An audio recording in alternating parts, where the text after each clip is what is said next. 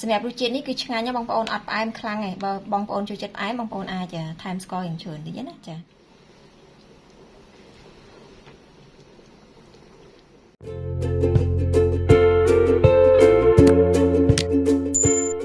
សួស្តីបងប្អូនចាថ្ងៃនេះខ្ញុំមកធ្វើចេកខ្ទិះចា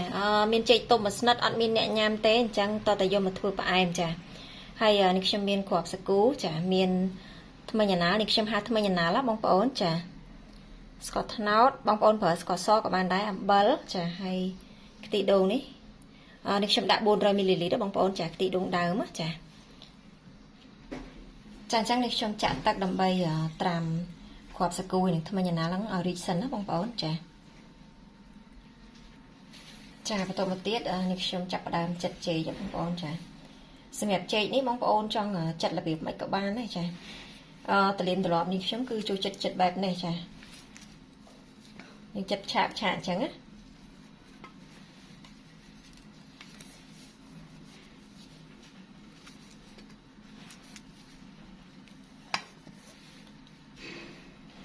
បងប្អូនចង់ធ្វើច្រើនជាងនឹងទៀតក៏បានដែរដោយសារស្និតចេកដែលនេះខ្ញុំធ្វើនេះវាតូចទេបងប្អូនចា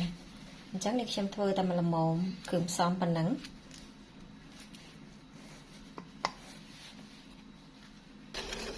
ចាអញ្ចឹងទឹកពុះណាបងប្អូនចាបន្ទាប់មកនេះខ្ញុំដាក់អំបិលចារួចហើយគ្រាប់សាគូនេះគឺនេះខ្ញុំលាងទឹកស្អាតហើយបងប្អូនចាថ្មិញអាណាល់ចាបន្តមកទៀតនេះខ្ញុំដាក់ចេកសម្រាប់ទឹកដែលនេះខ្ញុំដាក់ហ្នឹងគឺ600 មីលីលីត្របងប្អូនចាពីព្រោះថាចេកដែលនេះខ្ញុំធ្វើផ្អែមហ្នឹងគឺតិចដែរចា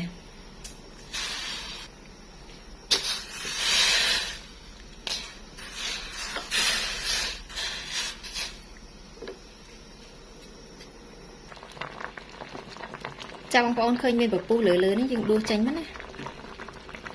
នេះ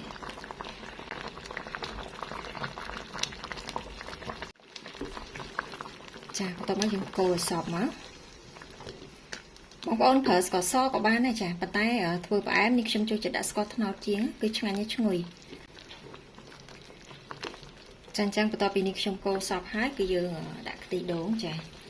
សម្រាប់ខ្ទិះដូងគឺនេះខ្ញុំប្រើខ្ទិះដូងដើមសុទ្ធណាបងប្អូន